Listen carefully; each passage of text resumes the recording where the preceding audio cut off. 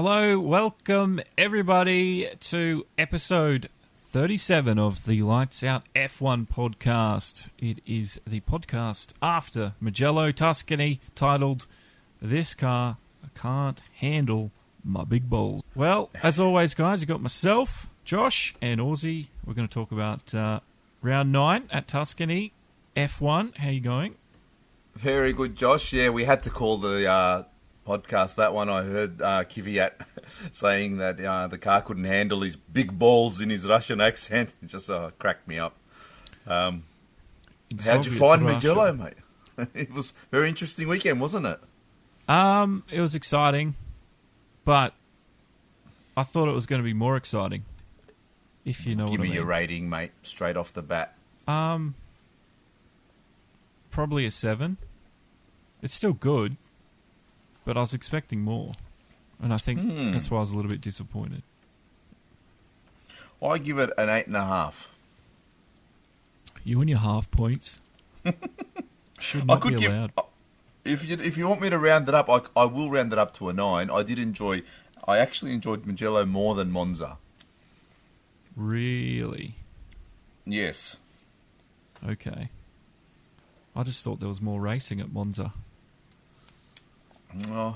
Maybe taking a leaf out of your book. I mean, we'll get onto it. It's our first light, which is just talking about Mugello, so we may as well just move on to that. Our first light for the night, and just talking about Mugello, the new Grand Prix on the calendar for this year. And taking a leaf out of your book, Josh, I think I just enjoyed the entire weekend from start to go. The scenery of the track was amazing for me. Just sitting the hills there, and I think it had that old school feel. I know some people have said it, but I totally agree with those gravel traps around. I mean, none of these tarmac runoffs. I just really loved it. Yeah, I was saying that in the live chat on Discord. I was like, bring them back, because it just... Yeah, I just like seeing consequences for stupid actions. Like, if that was a concrete runoff, it could never have been a concrete runoff because it's so short. But, Verstappen would still be in, and it'd be a completely different story. I mean, it's the undulations of the track, and I totally agree with what you're saying as in regards to the workings of the gravel trap. But even just visually, I just loved seeing the way it looks like that. We don't see that anymore in any of these modern tracks, Like take France, for example. Freaking lines, schizophrenia everywhere. Going schizodelic. Yeah, I don't like that. I don't know why they've had to colour them the way they did in Paul Ricard. They could have just made them blend in a bit better, because, it's too much. But, I really want to see gravel traps back, because there's consequences now for making a mistake. And I don't know, I like that old school stuff, but that is just me. 100% correct. Yeah. I mean, I know that they've widened the turns a little bit by adding the extra green bit of tarmac, but still, let the drivers go a bit wide. It's there, okay, but that's all you can go. You go another half a foot to the right, and you dip a wheel in the gravel. You saw what happened, through the weekend. There was always a price to pay. Yeah, like Lando in Lando dropped the wheel. 2. That's right. Yep. He had a big, well, not a big crash, but he had a fairly big incident. And I don't know. I just like seeing that, because we don't get to see that very often now. And it was actually one of the reasons that was a big talking point for Hubert's accident last year in Spa, because with the concrete areas, drivers are so used to just keeping their cars, hammer and tongs as they go around an incident, because there's concrete there. If that was gravel, or grass, it's not the same, is it? So it's very hard, especially in a situation like that one, to say that the outcome might have been different or not. We're not to know. But I'm not saying that. I'm just saying, like gravel traps means if there's a mistake to be made, there's punishment for it. And exactly. Yeah, you can't just run around an incident off on gravel, can you? No, I mean, unless you're George Russell, he actually in qualifying in Q2 he went very wide, but he kept his boot in it, and the commentators. It's a tactic. Yeah. But more often than not, gravel traps are going to bite you. I mean, I get the current safety thing that they go on about, where I'm not sure if you're aware or not, but the main reason that I've heard that the things that work against gravel traps is that they're worried that it grabs the cars and it's likely to flip them. Now, okay, let's say that does happen, but in reality, now we've got the halo, and again, it proved itself this race, but these guys are in their cocoon there. Even if the car rolled, I think they will still be safe. Like, I don't think that should be a reason for not having gravel traps. Yeah, nah. I don't know. It's just they've just got to take one or the other. It's let them run wide on concrete, or we might flip a car. It's just the risk you take. So yeah, I get the call for that, but I'd still think gravel traps would be I don't know. I think it'd spice up racing a little bit. Well, you know what else it also does, Josh, is as you said, the consequences there, and the driver knows heading towards that gravel trap, because quite often now we always see cars going 2x2 and the car on the outside inevitably just running wide because he can. Whereas if the gravel trap is there's going to be no argument. He is going to have to lift off. That's exactly what I'm saying with the Hubert thing. It's the same. You can't just ping it around the outside. You have to let off. So exactly. Yeah. There's no leaving it up to the stewards to decide if that was fair or not. You're making that decision as the driver. Exactly. So anyway, but yeah, that obviously one feature of the Tuscan circuit, but it was a little bit skinny, and it didn't really, promote overtakes, but I don't think that really mattered. But it seemed to work, don't you think? Like, especially in that main straight, the way the run onto the main straight is, and DRS seemed to work properly, I guess, because it wasn't just an overtake and then immediately followed by another overtake. It was, they still had to work for it, either be it running a little bit wide into turn one or holding it tight through the inside. There was some multiple lines there, which made it nice to see. Yeah, I guess so. I don't know. Just sometimes I think tracks are a little bit too skinny at times, and I'm like, maybe we just widen them just a little bit. But I don't think that would promote overtaking anyway. So, as far as overtaking goes, the problem with this track is that turn one is actually the slowest corner on the track, and that's a fourth gear corner. Yeah, it's a quick track. It's a quick track. Yeah, it's super quick, man. Just open throttle. I don't know. I really enjoyed it. It was something different.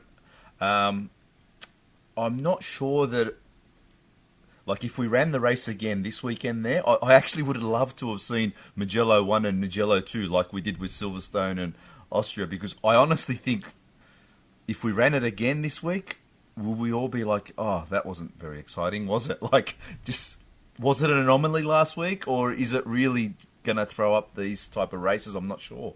I only think we got what we got because they've never been there, and the Bottas incident, let's call it that for namesake, and the two red flags, it's just because, like, how often do the drivers wait to go until they're halfway down a straight? So, drivers have never really dealt with that. IndyCar had the same issue, apparently, a few weeks back. I don't know. I don't think if we had another race this week, again, I don't think it'd be near as good as it was, even though I don't think it was the best. Yeah, for me, as it stands, mate, if you ask me, I say, I love Mugello. Let's go back there. But I would be wary of, we might come back with a completely different take on it, like it's very possible. I think this was a very unique situation we had this past weekend. So it was nice because it was Ferrari's 1,000th race. Yay, they both got points. How embarrassing. But, it was... On the one hand, you say, yes, they both got points. What was it, 8th and 10th? But they both got beaten by Kimi on track. I know. Bar at the 5-second penalty, so they got beaten by the sister team. But the good thing is we've been to Mugello now with the modern F1 cars, so we don't have to worry about, what if. We know what happens now. So I really want to see Nürburgring. That's my next coming one. up. That's after Sochi, and then I'm really looking forward to Imola, going back there with these modern cars. Yeah, Imola should be good. I don't know. Italy have some pretty good tracks anyway, so... So that was a question I wanted to ask you. Like, you said it there that, the fact that these cars hadn't been here before and they had no data to rely on. We also said this in our previous podcast. That was definitely something to watch out for, and I think it definitely played a role. So, look, man, we've got Monza, Imola, Mugello, all in Italy. Do you think maybe Italy comes to an agreement between these tracks where we go to one every 3 years or something like that? Like, I don't know. It would be very hard politically to get it to happen between the tracks, but I just think that going to one track every 3 years, the data is irrelevant pretty much from 3 years ago in Formula One. Yeah. I don't know. Personally, I'd be happy with that. I think it just spices things up. We're just seeing like different Monza. things. So do I. Yeah. I do like it. I don't know. No, I'm going to say no because I want Monza every year. You want Monza every year? Yep. I do. All the sim racers are out there going, "Damn you, Josh!" Everyone Monza hates that track. One. I love in Monza. sim racing, you know how it is. Monza turn one. Not even. No, I think people just think it's a boring track because, 2 chicanes and a few right-hand turns, and they're like, "Oh, that's not fun." It's more technical than people give it credit for. No, I know it is. I love Monza, but yeah, turn one. Oh, obviously sim racing. Yeah, watch out. But anyway. Before we move on, let me ask you, what do you think of the Ferrari old livery, the old school livery? I didn't really... When I first saw it, I was like, oh yeah, that's cool. But it didn't really stand out sort of as like, oh, that's amazing. They should do that all the time. But I don't know. It didn't necessarily look retro, did it? No, it still looked modern, just darker. That's what I thought. Yeah, but I did love the colour. I like that better than the actual current red. Oh yeah, I had no issues with the colour, but like there was nothing about it that was sort of special or stood out, apart from it just being a different colour. So I don't know. I think they could have done a little bit more with it, but I think for special occasions like this, here it's a big occasion, man. We're talking about their 1,000th race. Man, I know how the feeling is with tobacco and all of that, but for this race alone, I think it would have been awesome to have that Ferrari in its actual true livery with Marlboro all over it and everything. Like, even though we're not supposed to be advertising nicotine in this day and age, I get it, but for these certain occasions, I think it would just really add that retro feel to it, if that's what they're going for. Or even if they just put a white box there. It doesn't have to say Marlboro or whatever, but...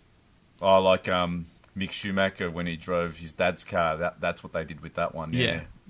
I mean, that's a good even compromise. that. I mean, that's a compromise, I guess, but yeah. I don't think you're going to get tobacco advertising ever approved in this day and age. Like, alcohol is also on its way out. It's on its way out, for sure. So good luck trying to get smokes back on your car. I mean, I don't know. I've just never been one to think that, oh shit, some kid's going to go out and see that Ferrari in a Marlboro, so let's go and smoke a Marlboro. Like. Either am I, but there is probably some psychology behind it. You see the Ferrari team with the Marlboros, so you go try smoking, so you smoke them. I don't know. Anyway, different. Bring back the free tobacco money, I say. Yeah, why not? Maybe that would have saved Williams. For sure. Who knows? If we had Benson and Hedges or something on the side. Rothmans, that was the Williams. Yeah, that's it. Alrighty, well that was our light one. Just a quick, revamp of the Mugello track. I personally can't wait to go back there, and let's see if and when we do. Moving on to light two, let's talk about the start of this historic race. Bottas nailed it. Yeah, and then it just all went downhill for him from there, didn't it? Yeah, I was really surprised. Like, he had his car pointed straight at Hamilton, and then he was ahead, and I was like, how did he manage that? So, good on him, but Yeah, And I just think he couldn't replicate it after. I think Lewis's second phase of his start wasn't the best. I think it bogged down a bit. I mean, he got a bit of wheel spin and whatnot. But, I mean, Lewis being Lewis and given 2 chances after that, which we will get to soon with the red flags, he doesn't make the same mistake twice, Lewis. No, he in a learned his season, lesson. let alone in the same race. He clearly learnt his lesson. What about Maxi Boy's start? He was just looked odd. Oh, his start was so bad. He was just sitting still. But his initial getaway was great. Remember, he got side by side with Hamilton. And I thought, shit, he's going to get Hamilton here. But then, when he went to second gear or whatever, he pulled that second phase. The engine just had nothing. Yeah, it was like it was regenning or I don't know something. It just it's like he stopped because everyone just streamed on past him, and good night, Max Verstappen. Well, he had issues on the what do you call it? The formation to the grid lap. Why can't I think of that word now? The formation lap. On the way to the grid, when they come out of the pits, the out lap. He had engine issues there, and they were working on his car on the grid, and they said they fixed it, but obviously they didn't, because even Max himself said afterwards, even if he wasn't bogged in the gravel, his race was over. Yeah, that's right, because I remember there was a big kerfuffle around the back end of Verstappen's car before the race begun. I don't know what the exact issue was, but he definitely had an issue before the race even started, and they said they fixed it, but obviously not. And to be honest, the crash in lap 1, Max had a lot to do with it, because he just was falling back through the field and cars had to avoid him. Leclerc almost ran right up his ass too, leading into turn 1. To a degree, but I wouldn't blame him for it. No, I'm not blaming him. I mean, for starters, it's not his fault; it's his engine. But he did cause a roadblock. Like he was a mobile chicane in those first couple of turns. He caused Sainz to spin, which actually went under the radar a lot, because I remember thinking, man, if that was Vettel, that's all we would be talking about. Vettel's spin, but Sainz just tapped. I think it was Verstappen, or it might have even been Leclerc. I can't remember exactly, but he just, the slightest, he did a Vettel. It was exactly the same. Yeah, no. And then the accident was happening behind them. Yeah, no, because Max Verstappen was just in front of Kimi Räikkönen, who got tagged, and then he tagged Verstappen. So, and then obviously Sainz spun ahead of that. There was so much going on, actually. Gasly, I think, if I was blaming anyone, I blamed Gasly, because he kind of squeezed himself in between. I think it was Kimi and might have been Grosjean. And yeah, I think I feel like he should have rolled out of it a bit, but he pushed on through a closing, like it was closing, narrowing on him, and he was in the middle, and I think he actually caused that whole entire kerfuffle on that first lap, and then we ended up with I don't know, it was 6 or 7, 8 laps under the safety car. Yeah, I called red straight away on the chat, and yes, not unsurprisingly, so did our mates up in the stewards box. So it was the good call for that. There was a lot to clean up. No, that was after the safety car went until lap 9. Then we had the restart, and then we red flagged. Oh, sorry, I thought yeah. No, there's just so many bloody things that happened. There was a lot of crashing that happened. Trying to go through it chronologically, that's right. So, and then that was Bottas holding it up with the restart as long as he possibly could, because he just knew that he'd get out-dragged into turn 1. And it's his right to do so. I mean, we've seen Hamilton do it so many times, and I don't believe Bottas did a single thing wrong. Do you? No.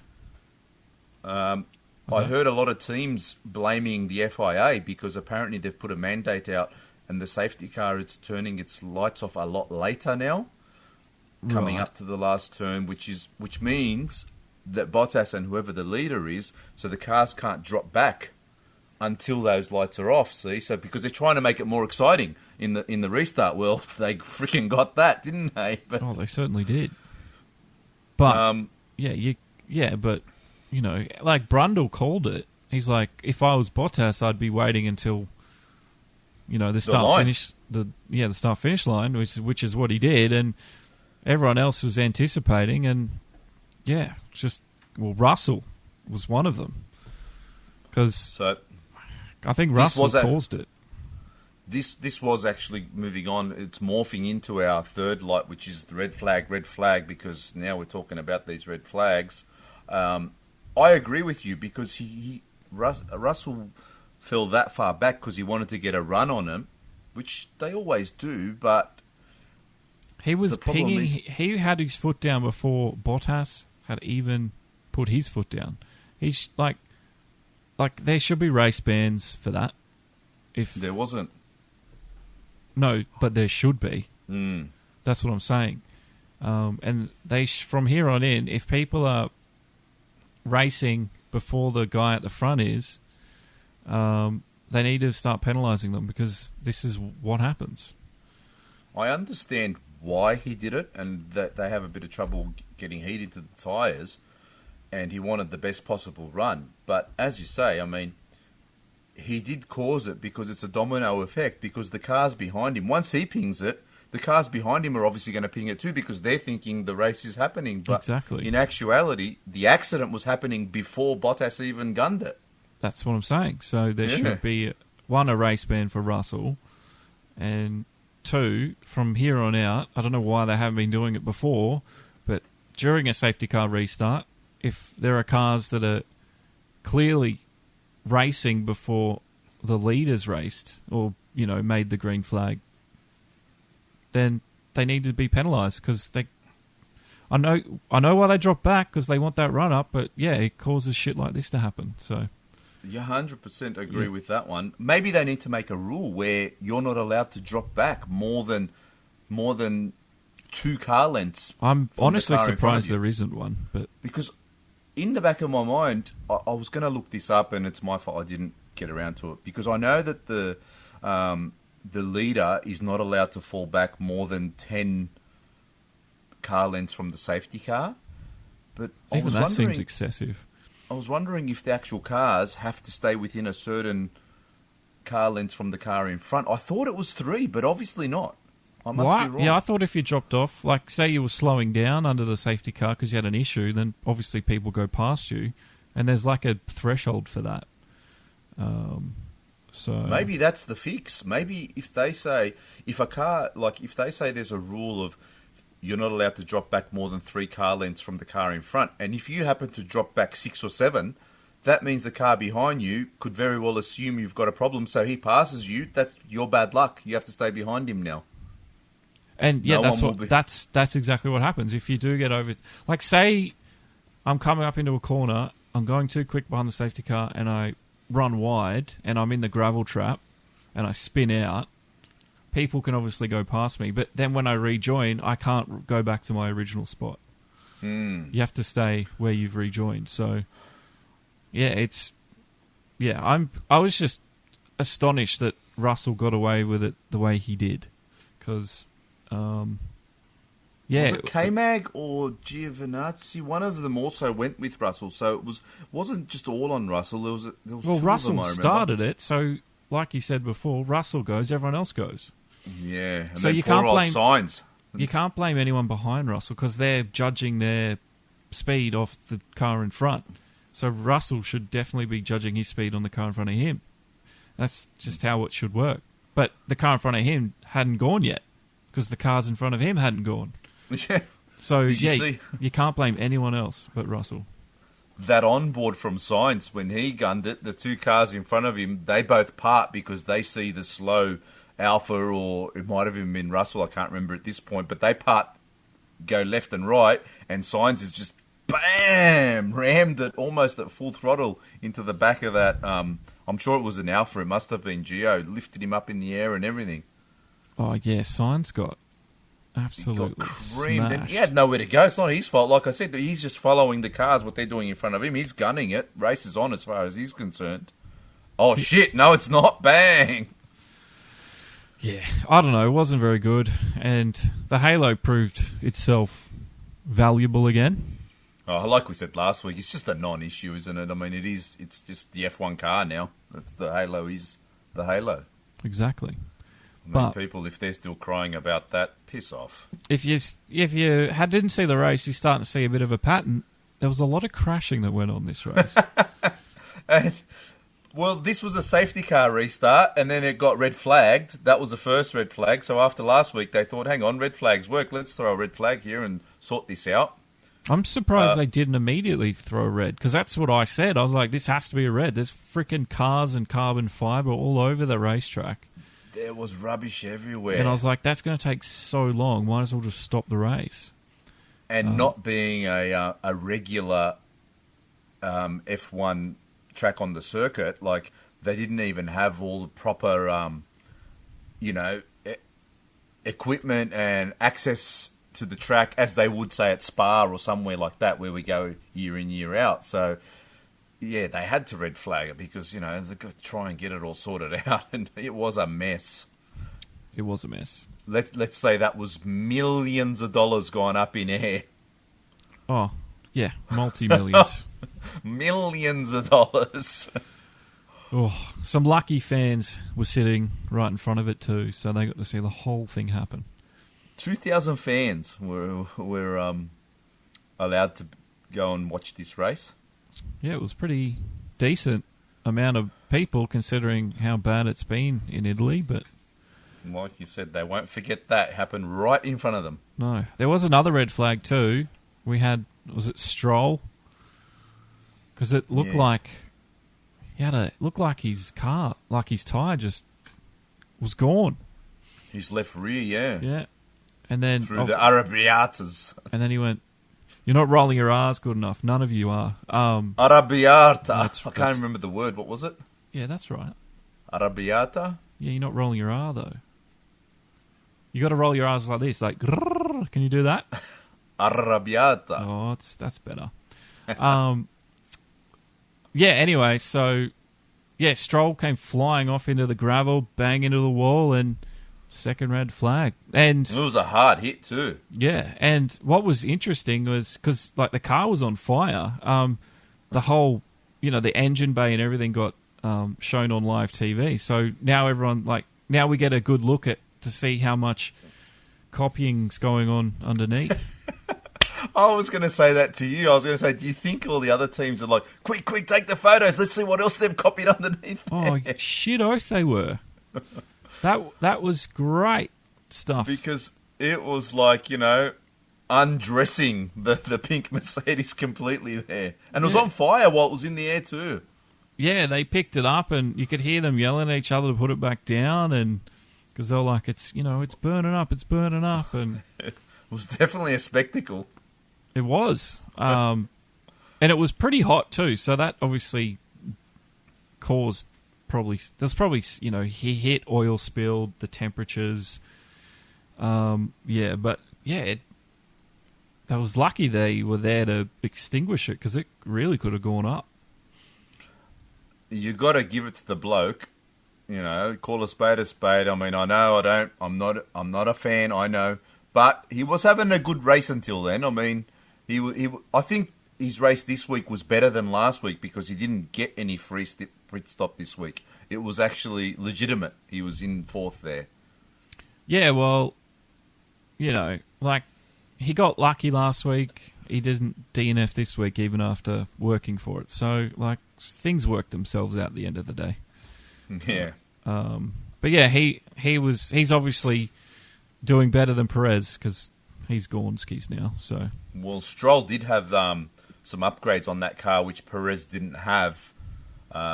Obviously, now with the announcement of Perez leaving the team and everything, I mean, Stroll's obviously the number one driver, so he's going to get whatever parts are available. But yeah, I mean, Perez was still holding his own, but definitely Stroll had it over him again. Yeah. Now, Stroll's just outperformed him this year. So far this season, he really has, and that really has surprised me. I have to be the first to admit. Yeah. So as much as it pains me. Well, and then after that, what was it?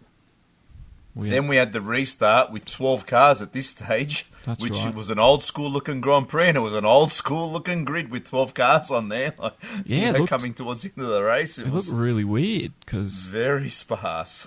you don't really see it like that. But yeah, whatever. 12 cars, and I don't know. The ending of the race was pretty uneventful and unforgettable and forgettable for me from there on in. Oh, really? Yeah. Okay, that's interesting. But I'll come back to that because I was going to say to you, last week I pointed out I hated that it was possible to get a free pit stop during the red flag and it should be looked at. Yep. This week, what I hated about it was, I don't know if you noticed, but both Kimi and Grosjean, they were lapped before the red flag. So Yeah. you know how, like, with a safety car, you're allowed to unlap yourself. So they were sent out, and they got to do an extra lap, basically, on the formation lap. So they almost had to do, two formation laps. So they got to warm their tyres up a lot more, and they were starting behind Russell, and they just mauled him on the start because both their brakes and tyres were so much hotter, and that I felt bad for Russell because he really got done there. He would have got done anyway, so it doesn't really matter. Would he have, though? He was Yeah. holding 8th before that, and those cars were lapped. Leave them lapped, and no. Yeah, well, you got to remember, like, Kimi was in, 3 accidents. Yeah, Grosjean he was was. When Ro- you put it that way, that's true. Grosjean was in a couple, so yeah. And, obviously the red flags, they get to fix a bit of that, so yeah. Having said that, I'm still saying, I said it last week, I've said it before, and I'm saying it again, and now we've proved it, and I think the FIA is also liking my idea of pulling these red flags out, and I say, look, in that first 8 laps of the race, we were just sitting behind the safety car. Man, after it's 2 laps, just call the red flag. Let's have standing starts. Oh, yeah. Yeah, 2 laps. That's not a lot of laps. Cause Okay, I'll give you 3 maximum. No, I but still not think 8 that's- or 9. I still think that's too short. Because what you do 8 or 9 and then red flag it, and they're still doing it for the next 20 minutes. That's fair enough. But you say we did 3 laps and then we red flag it, and then we do a grid start again. I don't really like that. No, see, I really like it. I think it's better than a start behind a safety car. And I think, every time the race was restarted on the weekend, my adrenaline went up, my excitement went up, because I just love that start of a race. Fair enough. I don't know. So you obviously don't I'm not feel a that. huge. Yeah. No, I wouldn't be because that safety cars aren't that common, but yeah, I don't know. Just or 4 laps, it's a red, and then you realise the guys do a lap around, come back in, then we've got to restart it in 5 minutes or whatever it is, and then restart off the grid, and I'm like, what was the point? We could have just rolled around for another 2 laps and kept going. So, because safety car restarts can be quite exciting too. So, yeah, I don't know. I'm going to keep beating this horse until I convince you. Well, you did sort of convince me with DRS, but yeah, I don't know about this one.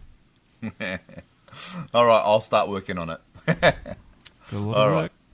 Let's move on to our 4th light of the night, which is just the Mercedes and Bottas in general chat. I mean, like we said earlier, Bottas smashed that first start, and unfortunately for him, the race had to be restarted 2 more times after that, and he never got it right again. All weekend, FP1, FP2, FP3, he was the fastest car on track, except when it mattered most. The qualifying. Yes, I mean, he did get... He was so close to Hamilton, though. Oh, just so close. You do you think can't. that hurts more than being half a second behind him?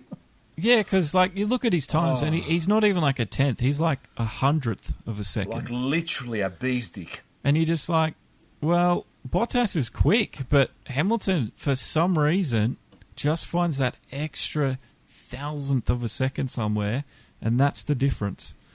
And it's, yeah, so. And that little bee's dick, 24 hours later on race day, on Sunday, mate, it has a massive blue pill overnight, and it just grows because Yeah. come race Great day. analogy. Well, because come race day, unfortunately, I have to say, Bottas just does not have it. Not at the level Hamilton does. No, No, not he's at all. He's definitely a qualifier, but his race day pace isn't as good as his qualifying pace. Doesn't translate. He just does not. I'm not going to say he doesn't know how to. I'm going to say he doesn't want to. He's not willing to get his elbows out and dirty enough. He's too nice. We've said that before I too. thought he did pretty well in that first start because he had that car pointed right at Hamilton's car, and he did what he had to do to get ahead. And I was like, good. Actually, he's doing something here. It was good to see. So it was. sometimes he's not aggressive, but I couldn't say that for this weekend. I definitely thought he was trying that. And he was saying a lot on the radio too. And then he said to his team, he said, "I want the opposite tyres to whatever Hamilton is going on next." So basically, he was telling the team, "I want to race Hamilton, and if I'm on the same tyres as him, I'm not able to race him because he's ahead of me. So I want to try something different." Yeah. But then he started complaining about his tyres and he needs to change them. So obviously the pit crew or the engineers straight away went, ding, ding, ding, here's our opportunity. Let's pull Bottas in first. We give him the hard tyres. Then we don't even need to answer the question because Hamilton doesn't want opposite to Bottas. So No.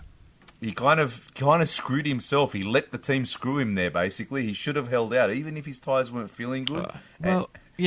In hindsight, yeah. But I think at the time, like he's got to try something. So, I mean, we're so harsh critics sometimes, but...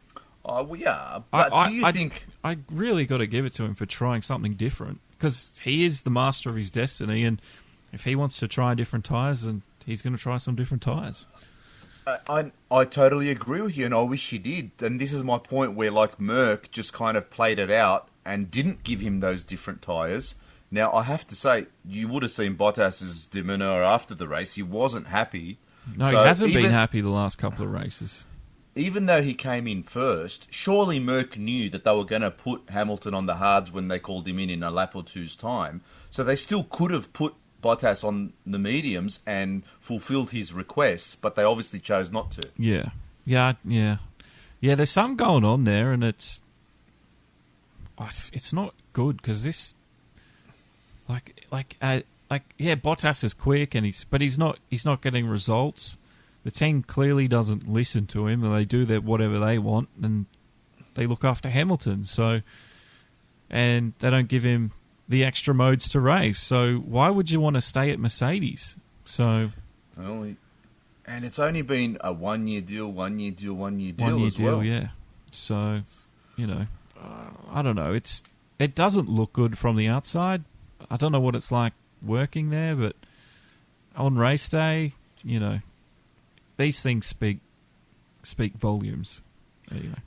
He's clearly the number two to me. I mean, he might not admit it to himself, but I think he knows. By now, he knows. For all this, we let our drivers race, that's total bullshit from Mercedes. Yeah, what the... Yeah. They don't let their drivers race. Go eat... I don't know. A big one. Yeah, a massive one. Yeah, that's just bullshit. All right, let's wrap up our lights with... Aussie, oi, oi, oi.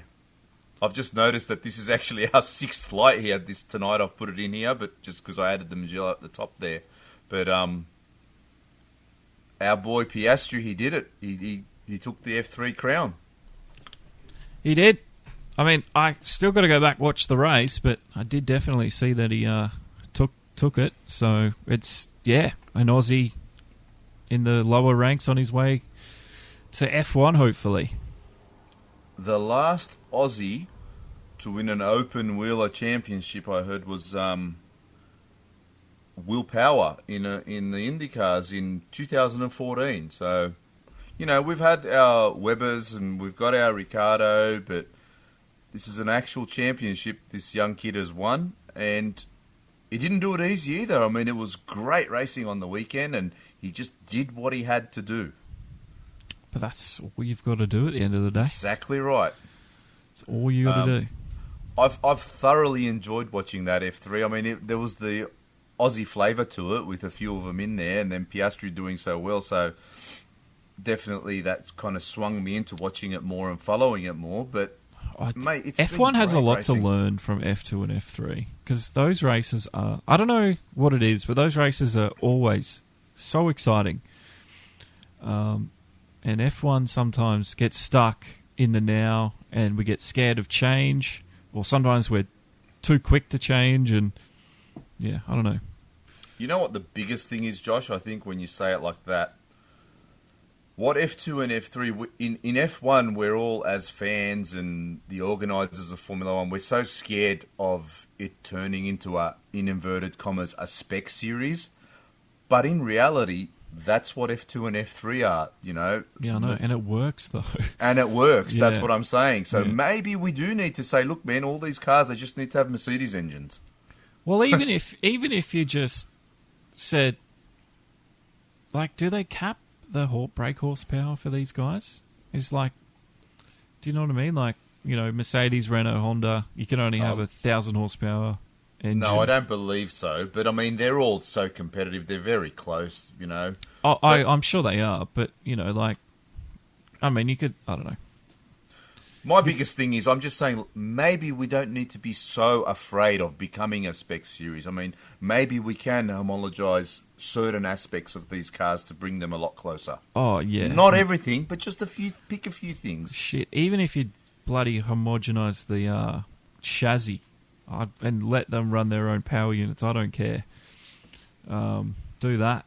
Because I always find the biggest issue in F1 is aerodynamics is the biggest problem. Yeah, and that's what everyone's saying. It's just, realistically, we're going on to whole different topics here, but I say let's just go back to a one plane front wing. Then let's see what happens. But, yeah. No aero on the front, basically. Yeah, I'm down for that. The old bullet cars, bring them back. Yeah. Well, now the F3s are all done and dusted. Obviously, Piastri will be moving up into F2. It'd be interesting if he just slots straight into the Prima team in the F2s now, and hopefully he can repeat what he just did in the F3s. Speaking of the F2s... So he is going up. I haven't read anything about it. But my understanding is once you're an F3 champion, you're basically not allowed to stay in F3. You have to move on, be it to F2 or another series. Really? Yeah, once you're a champion, once you're...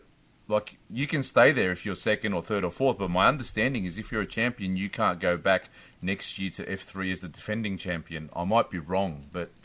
That sounds like an old rule. Yeah, I think it's the same for F2 as well.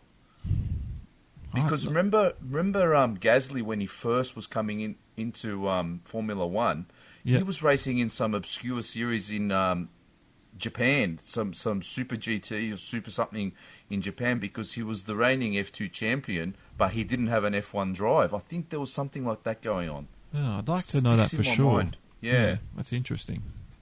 So, speaking of the F2s now, Mick Schumacher is leading the championship. He's 6 points clear, and we've got 3 rounds left there with 6 races to go. So, guys, if you haven't been following it, get onto it. It's great racing. Yeah, it is, and the feature and sprint race format is really good too. So, and the rumours are really starting to gather now that we might be seeing Schumacher in the Alpha next year. That'll be interesting. Yeah, so if he wins the championship, surely Ferrari will just slot him straight in, no hesitation then. But even if he finishes second or third, I think they still might. Well, that is the 5 lights turned to 6 lights. I hope you've enjoyed that. Onto the checkered flag real quick. Now, you said something on the weekend, or you never explained it to me. You said we need the boring races in F1. Yeah, of course and we I do. Said, because why? I asked, why do we need them? and I never got an explanation. Well, Why do we need them? You know me, I don't. Very rare that I find anything boring in Formula One. Even like I found Spain very uneventful, and I think I even said to you in inverted commas, I call it boring. But I mean, I see why a race like that ends up like that with all of the testing and all that we've covered before. Mm-hmm. But even that, I went back and watched it a second time just because I'm a bit nuts like that. But why do we need the... You need the boring races so that when you do get the better race, the next race, as we have these last two, it gives you something that's, oh, look how mad F1 is again. Like, yeah, that's the explanation I was thinking you were going to say, and that's wrong. I don't like that thinking. No, it's not wrong. It is, because now everyone's finding these eventful races so exciting. So that now, next week, when we don't get 2 red flags, I guarantee you there'll be people out there saying, oh, that was a boring race, even if it's a great race. That's because they're comparing it now to the last race. So that's my point. Yeah, because it goes both ways. So we could have a really good race next week that doesn't have a red flag or a crash, but there are going to be people that find that boring. 100%. That's what I'm trying to say to you. That's my... People... Yeah, I know that, but I don't think comparing a decent race to a boring race makes it better. Like, because, we should always have exciting races. That's, like, I don't think we need boring races. I seem to always find a bit of excitement in every race. Yeah, and you don't have to defend that position. I understand that, but I'm just saying, like, I don't like, we need a boring race because it makes the okay races really exciting. You know what I mean? Yeah, I guess I understand what you're saying there, but then my position is that it's not right that you call races boring, because there really is never a boring race. Yeah, there are. It was Barcelona. So that's what I'm trying to say to you. So that was a boring race. Can't on one hand say what I'm saying is wrong, but yet it works this way. So it's just, fans are very fickle and funny, is what I find. I don't agree with you there. But I wanted to ask you that because I was like, I don't know what you mean, and you never replied. So I was busy getting into the third half of the race, the third quarter. That was. I didn't enjoy the end of that race. Well, here it is in the checkered flag. That was when Cyril would have started sweating bullets and thinking, shit, what tattoo am I gonna get? Our man Dan was up there making the moves. He was up in third place. Albon chasing him down. Albon passed him, and then, full credit to him. He had a lot faster car at the end of the race there. But shit, I think he did. I found that exciting, but apparently you didn't. Nah, I don't know. Just that whole race itself, I didn't find particularly exciting. The weekend was good, but I can't call a crash. Because it started off exciting. I was like, oh, here we go. We're going to have a lot of, fighting going on, and because it's a tight track. It just, I don't know, it didn't work out that way for me. And I was a little bit disappointed. Still a decent event, but just a bit disappointed. But that's, I think, because I put too much on it. I think that's just me wanting too much out of it. So with Albon finishing in third, do you reckon this is the confidence booster he's been hoping for, or what he needed? Yeah, he needed it. I don't know if it'll be as useful as getting third with, all 20 cars on track, but, at least he got on the podium, and it's something. Yeah, I asked that question to you, but I don't necessarily think that is the case, because I think he definitely lucked into this third place this weekend.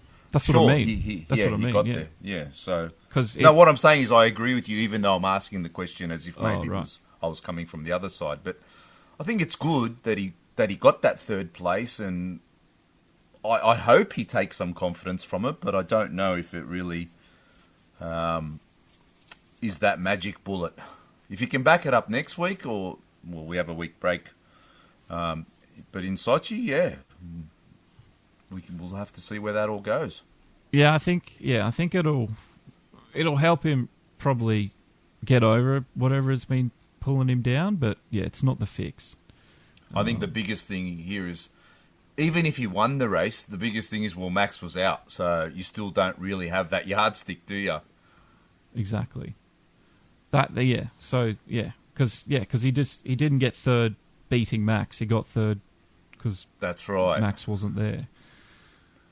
And this last point I've got here on the checkered flag, did you notice that, or did you see it before the race started in the pre-race build-up? No.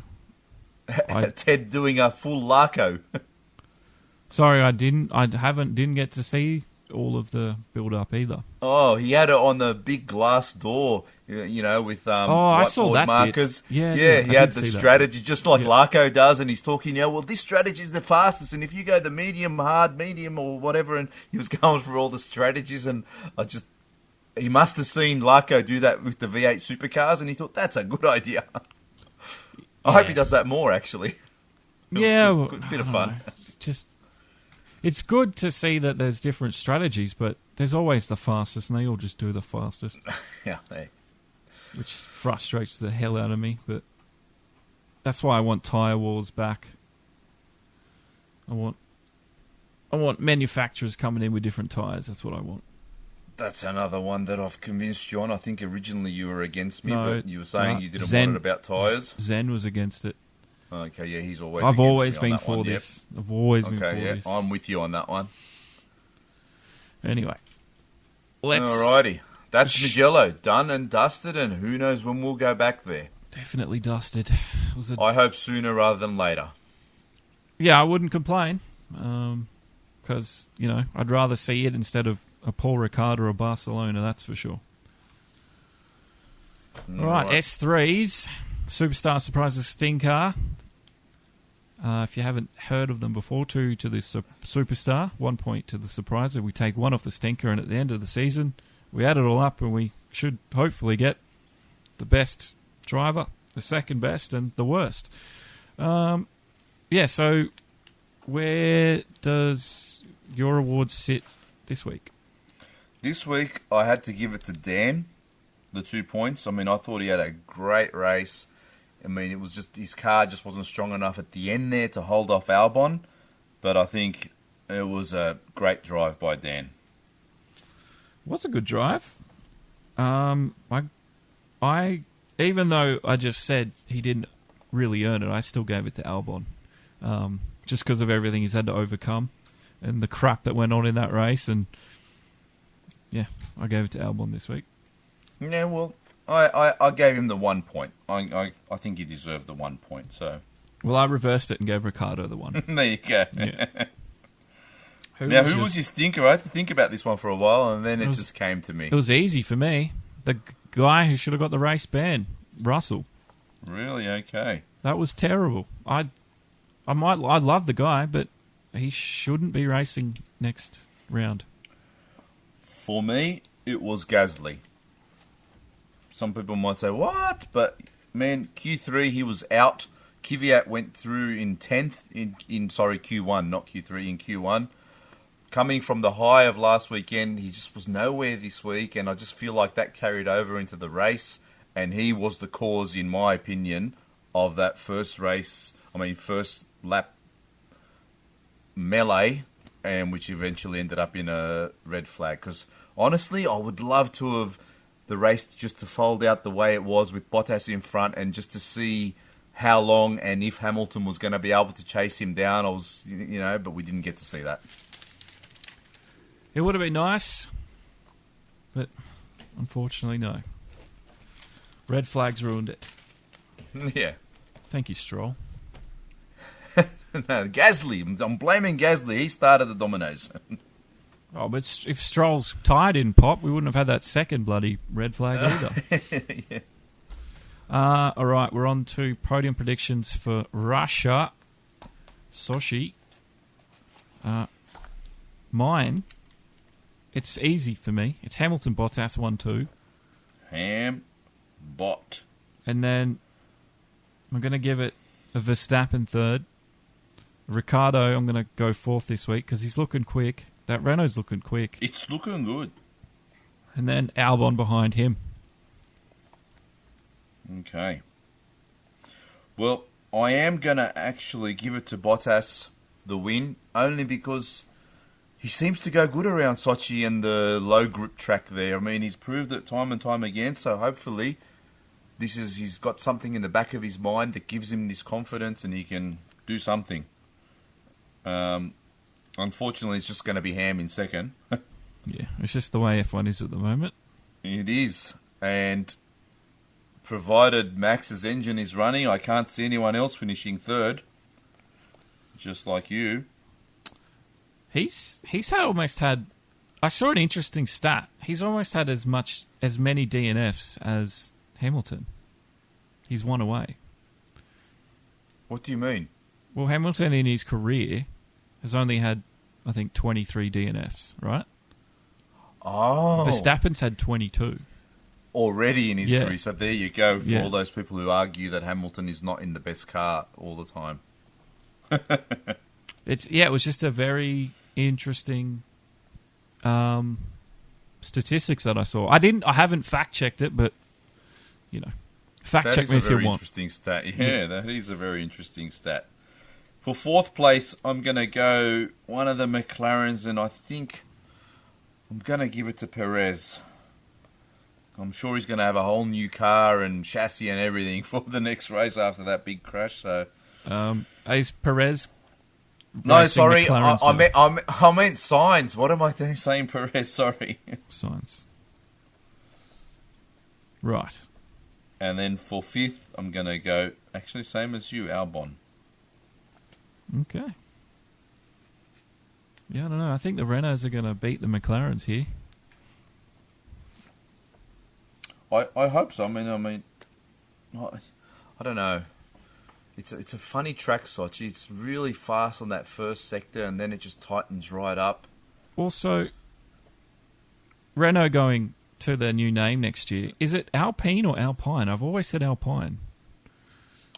But they kept saying Alpine cigarettes. They kept saying Alpine on the broadcast, and yeah. I don't trust Crofty because he calls Leclerc.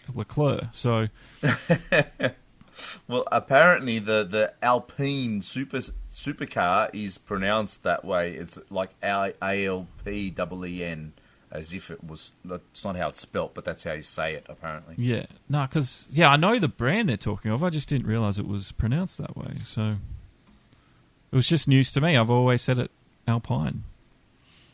You brought that up, and it was a very interesting fact that I heard was a decision by Renault to go this way because they're actually, if not the number one, they might be number two, like leading car manufacturer in the world as the Renault group. Yep. And they're actually got all of their eggs in the electric basket, so they're focusing all of their energies to electric motor vehicles, so that's why they thought. Yeah, that's why they thought they'd go this Alpine route. So it kind of gives the combustion engine, all of that side of it, and the supercar side. So it kind of makes sense when I was reading it. It's a branding thing, right? Yeah, so it makes sense. Okay. Oh well, we'll see what happens. And because they're blue, it's just more blue cars. Well, we've got a lot of white cars at the moment with the Williams and the Alphas and the AlphaTauris. True. White and blue and a bit of red. All right, Fantasy League. Oh, God. I can't seem to win. This has not been my year. Only 133 points for me this week. Still means I'm 10th, so I've only just cracked the 1,000K mark, 1,092 points overall. You, got 200? Yeah, I got 200 this week, exactly 200. That's a good haul. But, it improves you to 6th, which is a good jump. I haven't got the table in front of me right now. I'm trying to get it up. Hang on, here it is. Our actual F1 Fantasy League, it's kind of like the real F1. Like, we've got a runaway leader in Aaron Hamilton. Well, he's not necessarily runaway. It's like he's on 1473, just ahead of Ahmed Team 1 on 14.52. So you call them the two Merc drivers, just, streaking away at the front. And then we're actually developing a really good battle underneath them, all the way down to you even. Like, you're on 1,092 in 10th, but 9th is on 1167, so you're not that far away. Yeah, I just need a few good rounds. Because, like, Verstappen out, Sainz out, Gasly out for me this week. Freaking ruined me. It's just these weird races. But you did also score the most points for the week, too, so, in the league. Okay, yeah, well, that was a good haul. Yeah, so you won the week. I got to figure out when to use this Mega Driver. Now, did you notice we got an extra one given as well? So now we've got 2 to use if you haven't used it yet. I think I've used 1. I haven't used the Mega Driver yet, so I might try to see if I can strategically pick it on the right week. It's a hard call because as much as we say it's predictable, sometimes the midfield is like freaking all over the place. Well, if I had Hamilton in my team, it would be a lot easier. So expensive though. Yeah, the most lead driver I have in my team is Verstappen, so I need to pick a week when his engine's not going to stuff him. Yeah, true. Yeah. All right. So that's our fantasy league. It's actually, like I said, it's developing into a bit of a battle. We're in round 9 now. There's still on, what, is there 9 more rounds to go or 8 more? I don't know. How many rounds? I thought there was 15 rounds. Maybe there's 17 rounds. I don't know. I haven't checked the 17. updated list of tracks. They're shoving them in there, though, left, right, and centre. Yeah. It's actually getting a bit tiring, isn't it, as an F1 fan? Now we've got a break this week. Having them so close together the way they have been without having a week here or there or 2 weeks off, it is a bit much. And I wonder how tired these drivers are going to be at the end of the season because, like, it's almost a full season packed into half the time, So, we're on bloody borrowed time almost.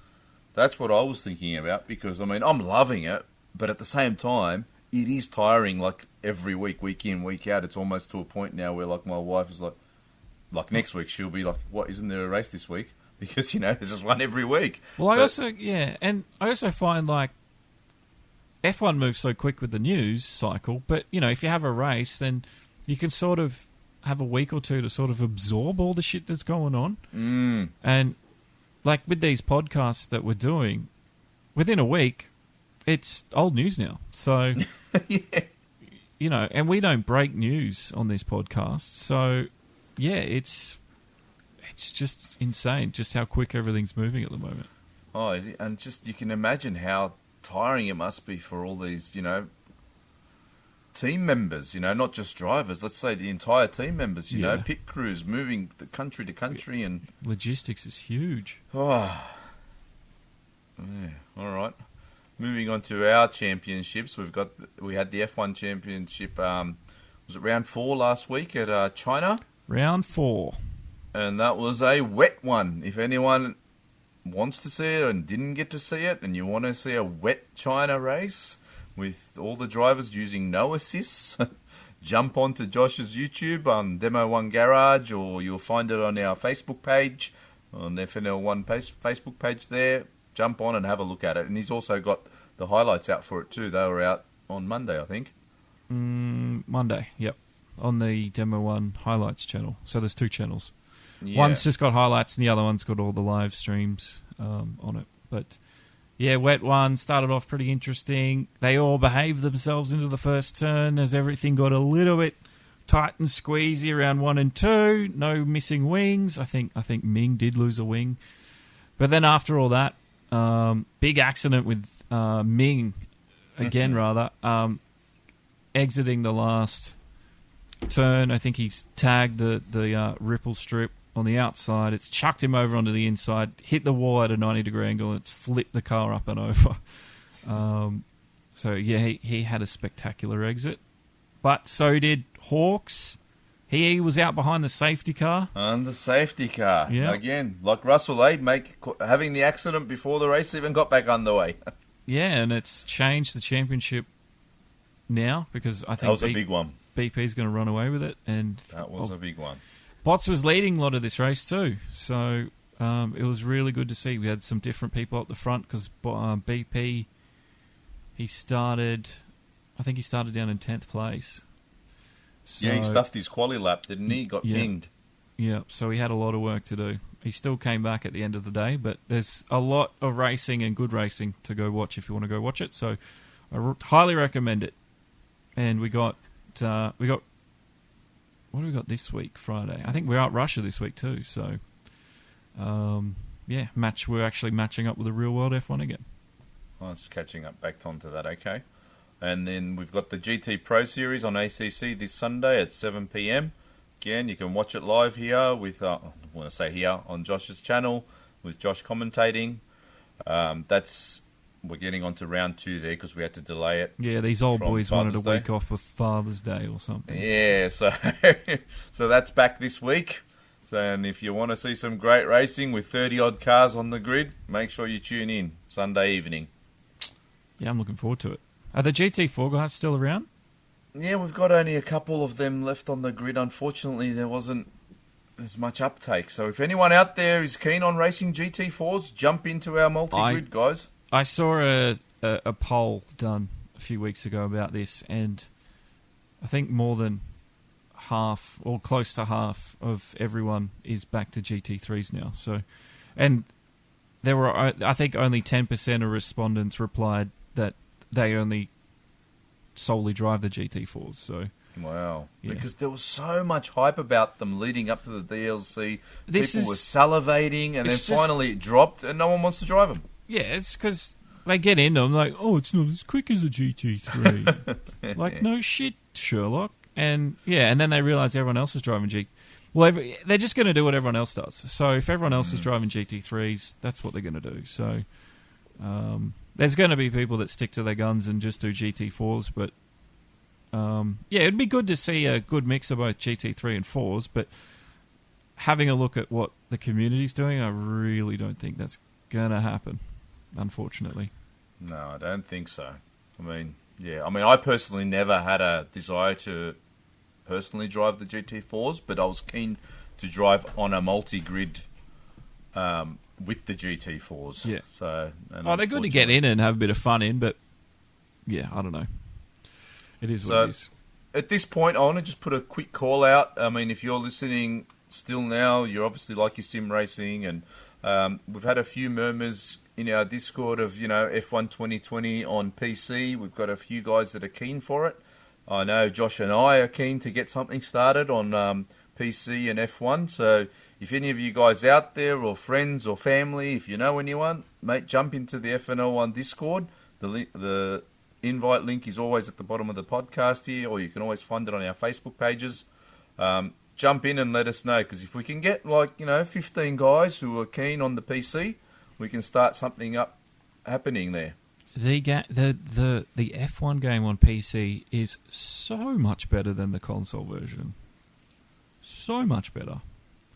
Just the feeling, and just the looks. Like on PS4, holy shit! This year, the graphics loading in takes so long, and it just looks terrible. So, but on PC, it's actually not too bad. So, yeah, I'd really like to get... If you're keen, guys, jump in, let us know. We're looking for, if we can get 15, 14 guys together to start with, I'm sure once we get going, we'll get the rest to fill the grid out. But there's no point in starting something with only 5 or 6 guys, so we need a few more. Unless you want to, but not going to stream it, but yeah. Anyway, all right. Off to the sim racing news. You've... found a bit yourself this week? Well, this first one just popped across my radar. Aston Martin getting into, they're venturing into the high-end simulator market. They've got a full carbon fiber simulator made. It looks the shit. It comes with a direct drive wheel, and it comes with the Aston Martin livery. You've got a choice of it if you want it in the Aston green or if you want it in the yellow. It's no motion. It's got a direct drive. It comes with a PC and everything, but it's not a motion simulator, and it's only $74,000. So if you're keen and you want one, you better hurry up. There's only 150 available. I'm sure they'll sell out so quickly. I couldn't believe it. It doesn't even have motion for that price. Well, I reported on a motion rig on my website. I wrote about it, and I think you can buy one for less. So definitely. I mean, this Aston Martin one does look pretty damn smick, but I didn't realise it just was a static rig. It's a static rig with a wide screen, and it's got an i7 computer, so it'll play most of the current sims. Oh, and it comes with a Assetto Corsa. So it's like, I'm just looking, where is this $74,000? The seating position, the seat in it, it's a carbon fibre seat, and it's apparently modelled on the Valkyrie Must seating be the position. materials used. It has to be. It's just, it's for people who've got too much money. If you are one of them, good luck go to for you. it. Yeah. Take some pictures and invite me over. I'd really like to try it out. Well, the new patch for F1 2020 dropped this week on console. Wasn't too much exciting Drop happening for there. all PC and Xbox as well. Oh, the whole lot? Yep. The biggest thing, I'm trying to remember what it was that I saw. You might know. They updated some of the cars, like McLaren and Williams and the liveries and shit as well. Oh, the ERS deployment was the biggest thing, I thought, like actual gameplay-wise. Instead of just a toggle switch now, you've got the option where you can actually hold the ERS down, which is better in the sense of you won't forget it on. Yeah. In the heat of battle and whatnot. So, definitely, still no definitely replay functions. Look, it's not going to happen. It will happen. I just don't know when. It just boggles my mind. But I also think the PC platform is a little bit ahead of console. So, I don't know. One day. And the only other one for all the iRacing guys out there, as we all know, the iRacing Beta UI has been out there for years in development. And a few of the guys from our Discord that I do know that uses the beta religiously, especially for people who are on VR. But it got announced that after the next season, so I think Season 4 is about to kick off this week or next week? This week. So after Season 4, it won't be the beta UI anymore. It will be the iRacing UI. So they're going to phase out the web-based UI. So if you are a religious web-based user, I suggest you should start using the formerly known beta UI to start getting a feel for it. Yeah, it's honestly a lot better. Yeah. The web-based UI, even when you I don't know if you remember the first time you turned it on, you're like, what am I looking at? Like, I couldn't figure it out for a while. Very first time I was on iRacing, going back maybe 18 months now, possibly. Yeah, I had no idea where to go. I was like, how does this work? How do I get into the game? This doesn't make any sense. You eventually figure it out, but yeah, good. Because that new UI they've worked on now for a long time is nice. So yeah, that's a good advice. Start getting used to it. Yeah, that's all. I thought I'd mention it. Probably don't know the name, but it's big news. Matty Trogan from Williams Esports. He stays with Williams Esports, but he's also signed a contract with BMW Volkenhorst for the ADAC GT series. So he's going to be driving for them as well, which is, again, another sim racer to real-world driving story. It's happening all over. It's happening more and more now. We seem to have a story every other month. So yeah, he's quite young too. I think he's just I think he's only just turned 20 or so. So yeah, he's got a bright future ahead of him, I think. Oh mate, why wouldn't you? If you love sim racing and you're at that age, a teenage or whatever, late teens, early 20s, and you've got the time, mate, go for it. Hell yeah. You could there is a career out there for you if you're good enough. Yeah. I mean, not everyone in the sim world wants to go real world, but there's a lot that do. So there's obviously that gateway. And the Le Mans Super Series Season 2 finals are underway right now. We had the first event last night. It was actually pretty good racing.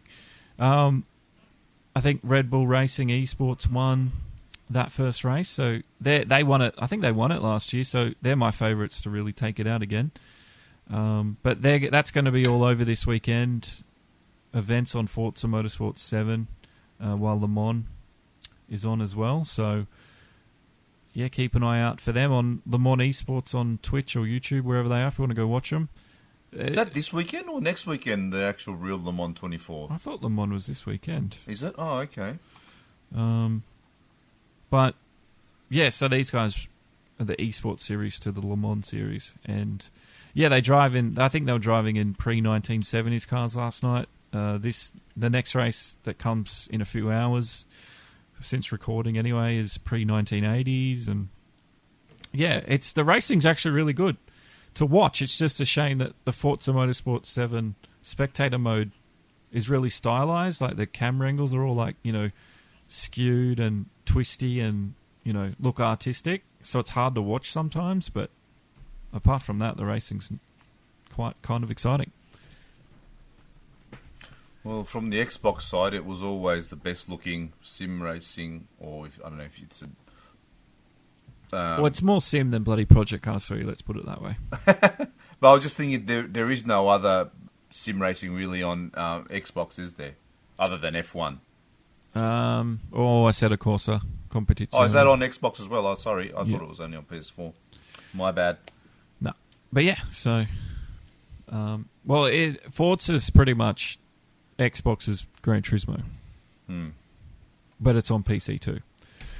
All right. By the way, you're right. Le Mans 24 Hours is this weekend. I thought so. I'm looking forward to that. Yeah. All right. Well, that wraps up this week's podcast, guys.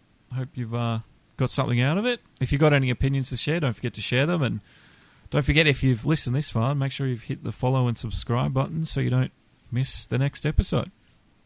Yeah, jump onto the Facebook, guys. I'd really love for a few of you listeners out there to give us your S3 awards as well. I mean, we always ask for it, but it'd just be interesting to see what read others out there took on the race. So get involved.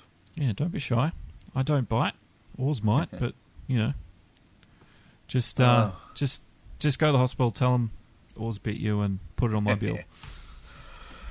All right, guys. So till next week, push it to the limit and keep it on track. Yeah, stay safe. Stay safe. Good night.